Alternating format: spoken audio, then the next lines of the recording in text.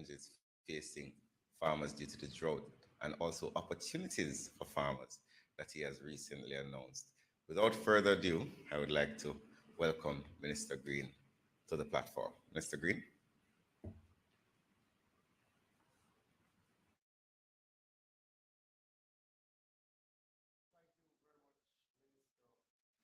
Morgan. So, firstly, as we close out Farmers Month, I think it's a great opportunity for all of us to express our sincere gratitude and commendations to our farmers. I've always said that if you are eating something, then you should thank a farmer.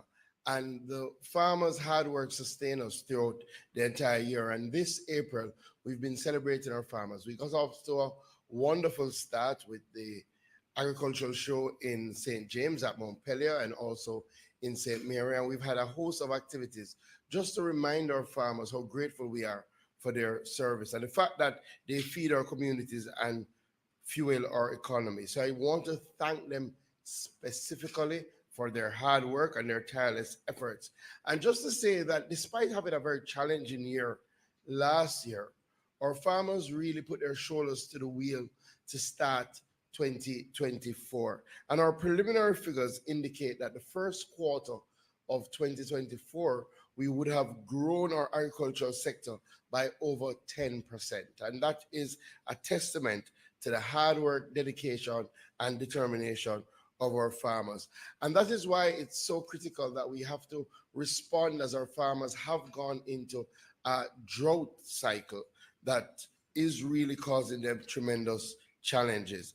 What we did is that we recognized from January that there were significant issues across the country, especially in parishes like Manchester and St. Elizabeth, where they were having extended dry spells. And as such, we started from about the end of January trucking water to our farmers. In fact, between January and March, we have trucked about 9 million gallons of water, helping 900 farmers.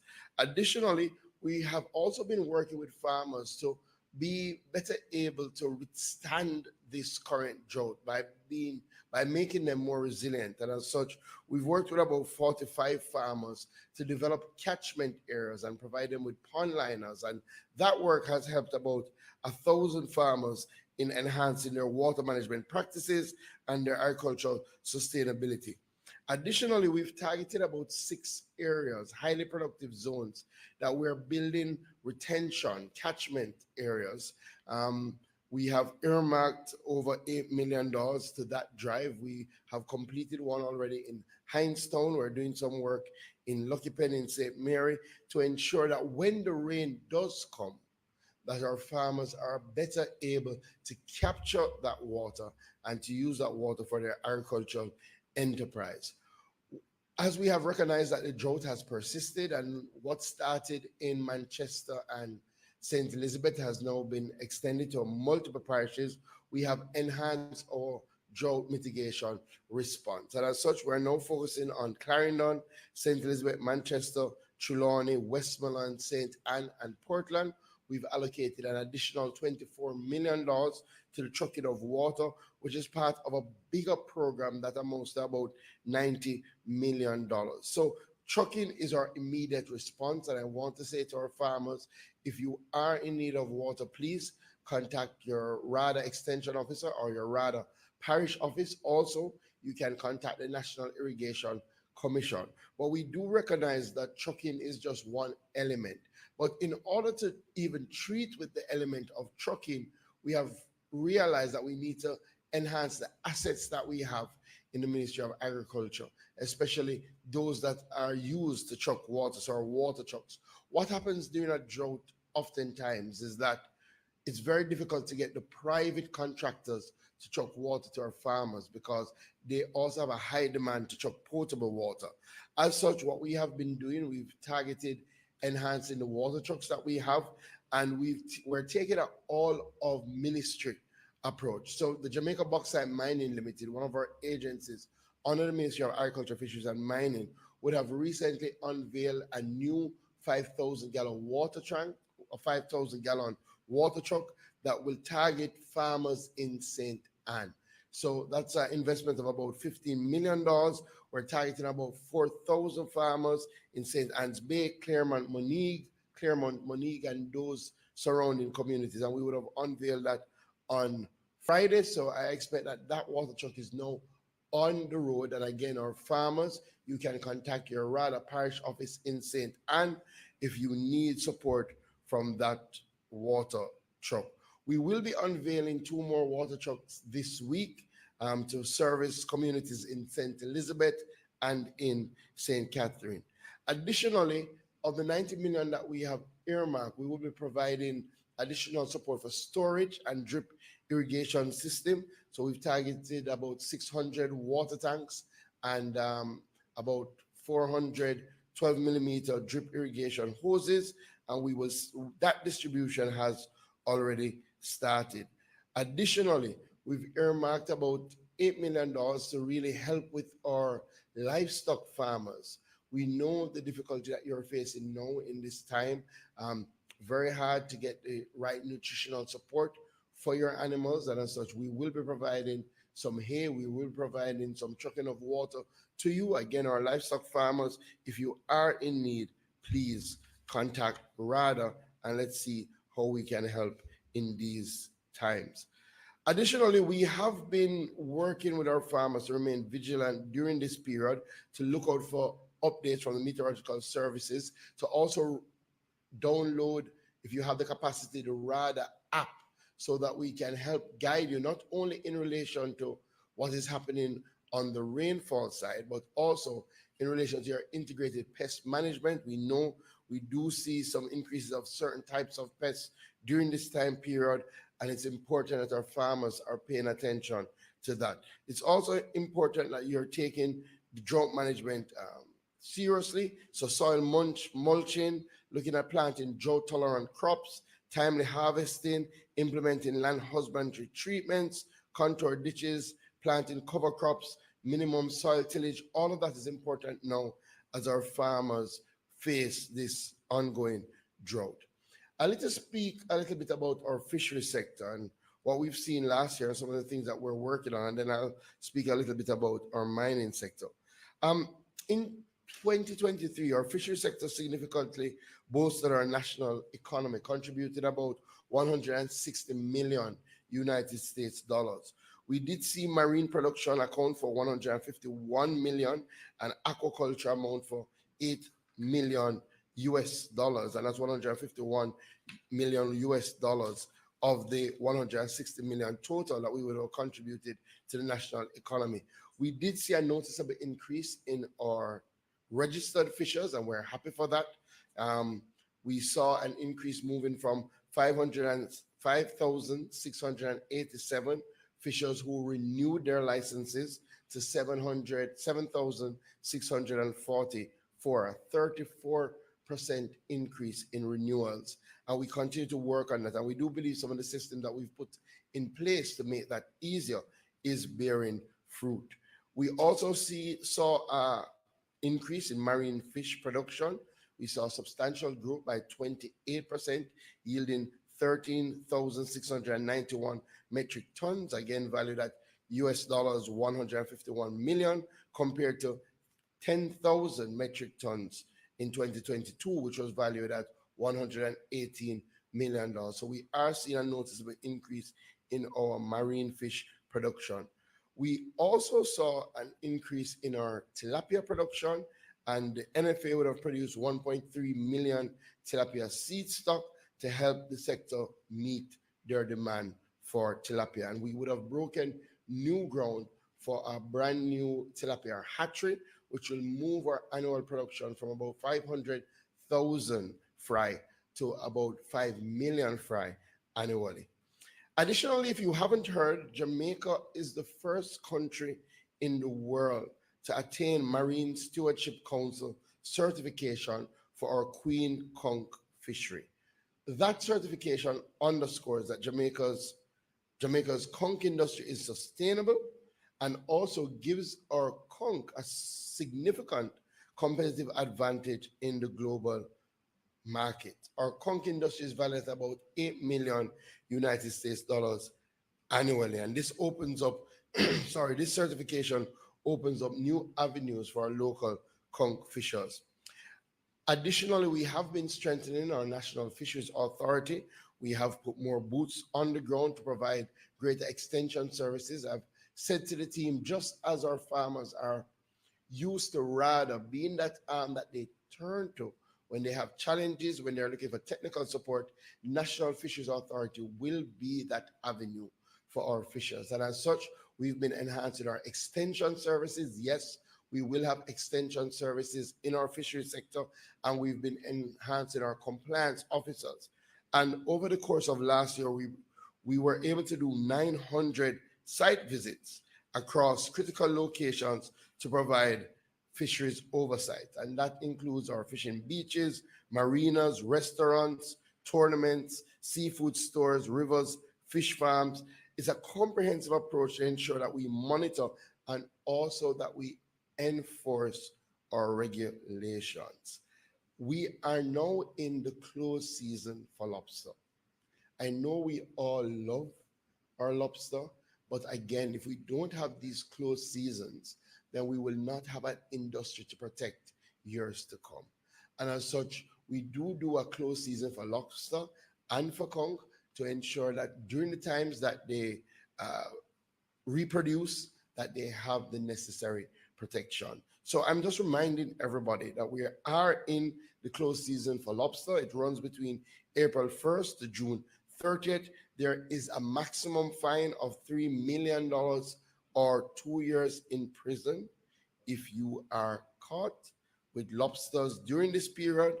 And if you possess tails from undersized or buried lobsters, again, that is strictly prohibited. And we want an all of society approach. So please, if you go to a restaurant and they're serving lobster during this time, contact the NFA. 948-9014, 948-6933, 967-2081. So while we're in the closed season of lobster, the good news is that we're in the open season for conch. So please, you might love lobster, try conch. And conch would have started, our conch season would have started the 1st of March, 2024. And again, it's important for all of us to work together to protect our marine species so that generations to come will have them. Let me turn briefly to mining and some of the development in mining. The Jamaica Bauxite Mining Limited, company that was set up years ago to manage the bauxite assets that were formerly held by Reynolds. Clearly, part of what we have to do is think about life after mining. And the Prime Minister has tasked all of us as ministers to look at assets under our portfolios and where those assets are underutilized or underperforming to take strategies to ensure that they're servicing our people. As such, I tasked the Jamaica Bauxite Mining Limited to look at their asset base and to see what can be done, especially to drive rural development. And I want to commend the Jamaica Bauxite Mining Limited, who have put forward the development of the 101 Industrial Park. This industrial park will be developed in Southeast St. Anne on lands that were formerly owned by Reynolds. It used to be a Reynolds Industrial Park. Clearly, with Reynolds not operating for decades, it has fallen into ruin. We are going to revitalize that. And as such, we have put together 445 million US dollar project, which we expect to commence this year, which would run for 9 to 12 months, which would not just look at refurbishing the area that is located at Reynolds, but would really look to bring in investments of the industrial nature. So we'll be doing warehousing, we'll be looking to position that area as a pathway to economic prosperity. We do see an employment factor of about 100 jobs directly, and this is just phase one. I've also asked the JBM to work with the Agro-Invest Corporation to identify the first agri-park for the St. Anne region. And we do expect that in a few weeks, we'll invite you members of the media to come to a signing of an MOU to get that done. What we're looking to do is not only identify an area for the agri-park, but as we do in our agri-parks, to provide land to people who want to get into farming at clearly concessionary rates. We are also in the early stages of developing a commercial zone and a housing complex and you will hear much more about that. Two more areas under mining. The reopening of Alpat still remains a priority for this government. Um, we do know the significant impact of Alpat, especially in relation to parts of St. Elizabeth and Manchester, but more importantly, the national economy overall needs to see that sort of input from Alpat. Alpat is now owned by Gisco, and it is the country's only high temperature aluminum refinery, uniquely capable of processing lower grade bauxite found in some areas of Jamaica. I'm pleased to announce that we would have had a high level team from the Gansu province and from Gisco who visited with us last week as a part of their feasibility study and plan for the reopening of Alpat. We would have had a very open, frank meeting about the possibilities. Clearly, they're going through a process looking at the costs and the feasibility of it. But we did come away from that meeting feeling very hopeful. There are two more visits scheduled for the end of this month and also for June. And the team from Gisco has indicated that the last quarter of this year, they will submit to us their plan for reopening. And as such, we look forward. Clearly, Building your online business?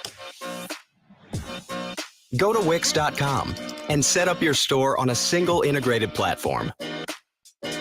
Add products, showcase them dynamically, and seamlessly track your inventory. Accept multiple secure payments and design your storefront down to the very last detail. Get all the tools you need. Drive more sales with customizable gift cards and flexible product subscriptions.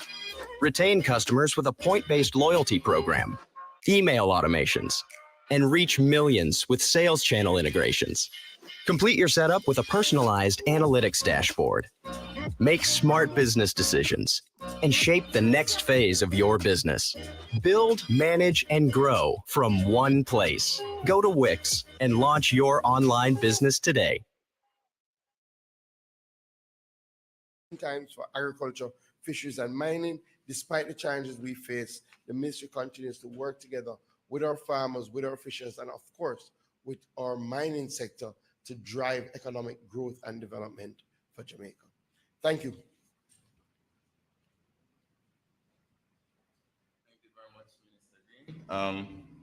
Thank you very much, Minister Green. Naomi, good morning. Do we have any questions this morning?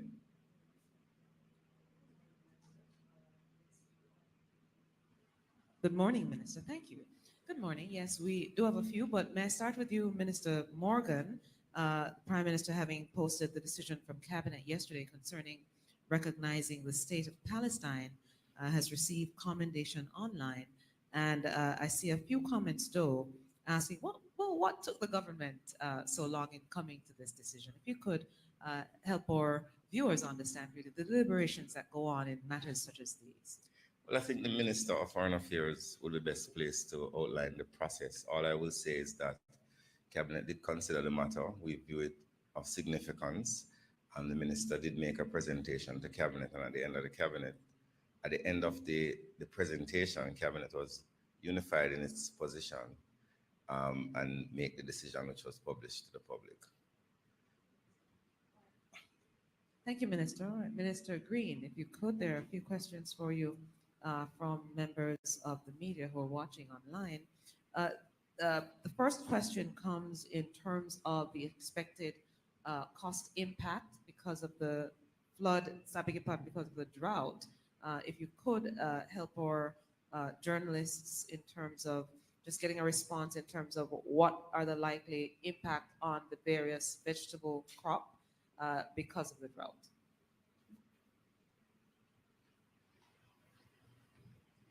So the team from RADA is presently out in the field doing our assessment. We do know normally when we have extended periods of drought that the areas most impacted are vegetable lines, especially our leafy vegetables.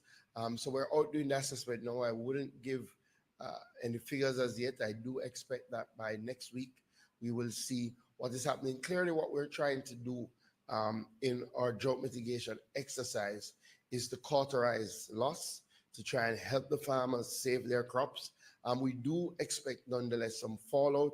So by next week, we should have some figures and we'll be able to tell persons. I would have met yesterday with our greenhouse cluster and to see how they can ramp up production during this time to ensure that we have sort of consistent supplies of our vegetable line. So that is work in progress. So we should have a better a better grasp in terms of any loss that we've suffered by next week.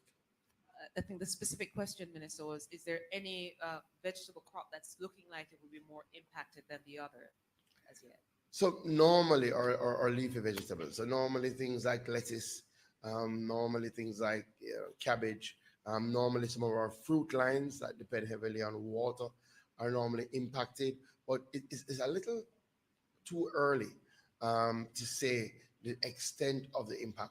One of the challenges, and I'll be very honest, and one of the realities is that, we have to be now rolling out drought mitigation from as early as March, from as early as February. Normally, you would save that for the summer months. So we are seeing the reality of changing climate. What we also have seen is that more of our farmers are preparing for these eventualities. So we're doing the assessment in a week or so. I'll tell you where we've seen significant reductions, but normally we look out for our vegetable lines. Those are the ones that normally suffer the most. Clearly, things like Irish potato, we've already seen some challenges in our Irish potato crop. And as such, we look at steps to treat with that. Okay, thank you, Minister. I have another one for you online, then I'll go to two questions on the floor. And again, it's a follow-up to that in terms of the impact or measures being put in place specifically for the tourism sector, dealing with local food production and crop that is sold unsold to or hotels. Yeah, so far we haven't had, and let me step back. So, the fact that we saw a 10% increase in production in between the January and March quarter, and in fact, we do expect that when we finish assessing the preliminary results, it will be more than 10%. A lot of those increases were in our vegetable lines. So thus far, we haven't heard significant complaints. In fact, thus far, we haven't gotten tremendous complaints at all from our hotel sector in terms of challenges that they're facing. Thus far, we're managing through the drought. But if the drought persists, it will get more difficult for vegetable lines. Our sector knows that when we have those challenges, they reach out to us and we see how we can work together to ensure that there's no break in supply. And we will continue to do that. So I want to assure our citizens in general, members of the media, that we will do what needs to be done to ensure that there is food security during this time period. Thank you so much, Minister. All right, we have a question from the floor. Ms. Davy from Nationwide. Hi, good morning. Dana Morning. Davy from Nationwide News. So you announced earlier this month that the ministry will be funding a program through HEART, through which farmers will be trained through aquaculture.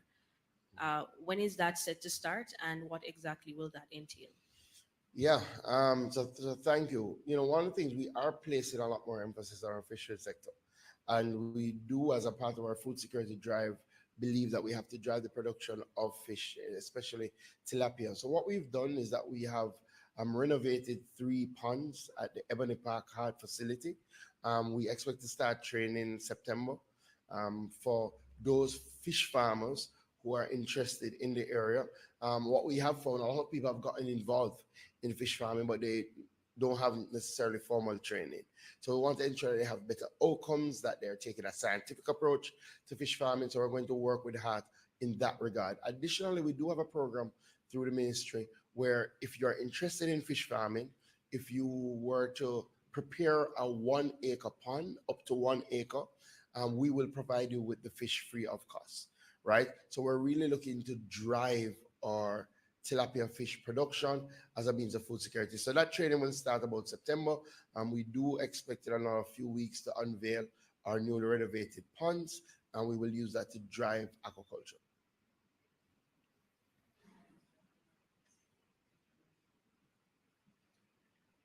Minister, I have another question from our media online in terms of the cost for the trucking of water. I'm not sure if you had mentioned that in the your presentation in the main, but they're asking for those figures. Yeah, I think between January and March, we already spent about $9 million trucking water. we have allocated an additional $24 million. Clearly, we are looking at, we've extended the parishes. So when we started, we were really focusing on Manchester and St. Elizabeth, which was, the early indicators where they went into dry spells very early. Now we see Westmoreland is a critical area of priority, Clarendon, Portland, parts of Trelawney. So 24 million we will utilize for the trucking of water. Clearly, we'll continue to assess. It is early days. So, we do hope that we will see some rain. I've been looking at the projections. It does appear that we may get some rain, hopefully in the center to the east of the country. The west and the south do appear that they will have a difficult time. So we'll continue to monitor it. And as I said, part of what we're doing, and this is about planning. So we appreciated that we would be in drought this year. So we would have procured from last year, started the procurement process for some trucks. So we're better able to reach to the farmers. So we would have unveiled one of those on Friday. We're going to unveil another two on Thursday so that we're better able to face the drought. Thank you for that, Minister. Minister Morgan, I believe this one would then be for you. It's not related to agriculture, so you can take this one. We note that the crime figures are trending down, specifically the murder figures, but in recent days, there have been a number of police shootings, especially in the St. Catherine area. Does the government have a concern in this regard? Well, we don't have the full details on the circumstances of these incidents. We would have to depend on the police and Indicom. We cannot make a definitive statement on any of the incidents other than to say that if the police are confronted by criminals, the police have a right to take action. But we cannot pronounce on any particular incident until the constituted authority, which is the internal police mechanisms, as well as Indicom, have finalized their investigations. All right, thank you so much, Minister. I You're see welcome. are there any further questions? Oh, another, okay. Hi again. Back to agriculture. So, Minister Green, recently your opposition counterpart, Dr. Dayton Campbell, raised concerns about the government's plans to divest the AMC. You've been quoted in the media, saying that there are no such plans. But just for clarity, what exactly are the government's plans for AMC? Yeah, thank you. So I think when people hear the term divestment, they often think sale, right? And I have said openly, I say it again, that we do believe that agriculture is one of the spaces that should be free from politics, and that we should be working together at one mission. And I would encourage my counterpart that where there are challenges, where there are concerns, let's discuss them first, because it may help in terms of clarifying. And that is the approach that we take at the ministry. In fact, when the opposition spokesperson was appointed, we invited him and the junior spokesperson to come down. We met with them at the ministry. We went through our plans for most areas. So in relation to the AMC, the reality is that the AMC complex, up until 2016, had tremendous challenges in relation to management, in relation to investment, right? And I think everybody would agree that it was not fulfilling its fundamental purpose. The AMC complex was established largely to look at things like distribution and storage in relation to agriculture and to help drive exports. And while we do have people operating there and we commend them, even the tenants there will tell you that the overall state of the AMC needs a capital injection. So what the government did was to bring together a team to look what was the best methodology to ensure that the AMC remains in agriculture and is truly fulfilling its purpose. So we brought together an enterprise team chaired by Erwin Burton, and including members from the Ministry of Agriculture, from the DBJ.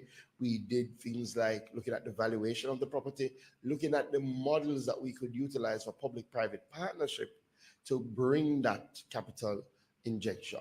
I think the team has just completed their work and has submitted their opinions, their recommendations. Again, in the terms of reference, we said that the AMC must remain in agriculture. So I want to remove any thought that the AMC will be taken out of agriculture and will be used for another purpose.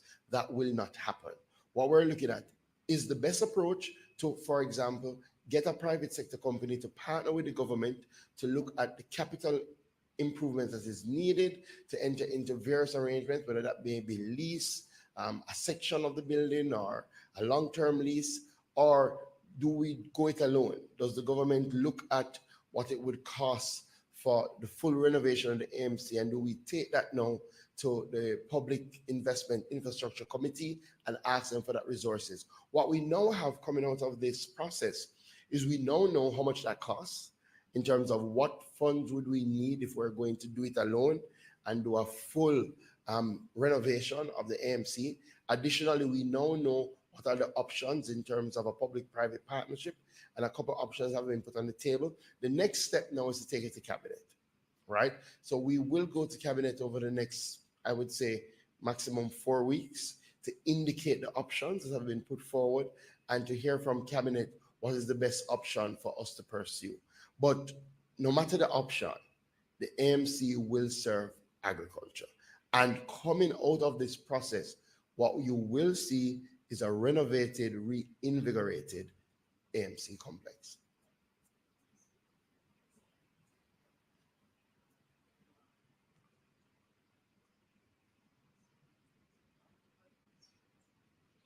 Thank you very much. And that's Thank you very much, Naomi. Thank you very much, Minister Green, for joining us for another edition of our post-cabinet press briefing. Also, I'd like to thank members of the media, also Jamaica Information Service and PBCJ, as well as our team here at OPM for their assistance. Also, members of the public, we really appreciate you viewing and listening to the information being presented. Until next week or next time, same time, for another post-cabinet press briefing, please have a safe and prosperous day. Thank you very much.